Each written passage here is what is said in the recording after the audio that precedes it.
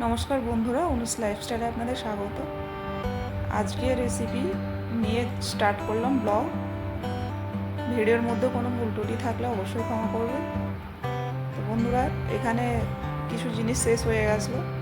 এই যে যেমন নুন ঢেলে নিয়েছি, তেলের প্যাকেটটা কেটে তেলের বোতলে ঢেলে নেব।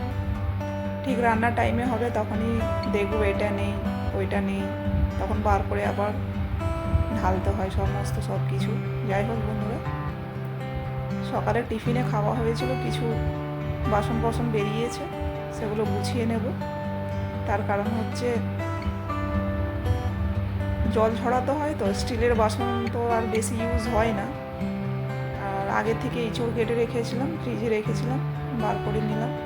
রান্নাটা বসিয়ে দেবো। তেল গরম হয়ে গেছে। চিংড়ি মাছ কেটে ধুয়ে বেছে রেডি করে রেখেছিলাম। নুন হলুদ মেখে ভালো করে ভেজে নিয়েছি। পেঁয়াজ কুচি দিয়ে দেবো, আদা বাটা, রসুন বাটা, কাঁচা লঙ্কা,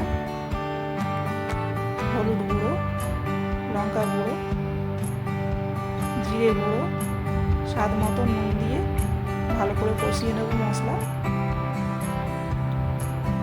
আগে থেকে ইঁচড় আলু কেটে রেখেছিলাম, দিয়ে দেবো। 30 থেকে 40 মিনিট ঢাকা চাপা দিয়ে ভালো করে কষিয়ে নেব।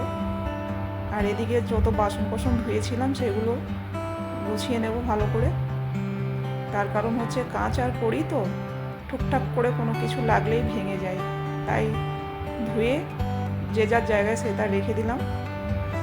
তো জানেন বন্ধুরা, আগে অনেক স্টিল ইউজ করেছি, আর যখন থেকে আমি কড়িগুলো ব্যবহার করছি বেশ ভালো লাগে। মানে বাসন আর সেরকমই মাজতে হয় না খুব একটা।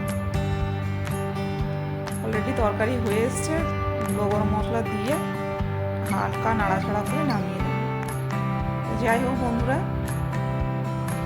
এখানেই ব্লগটা শেষ করব। শেষ করার আগে বলি বন্ধুরা, অবশ্যই একটা লাইক করবেন। Thank you, bye by.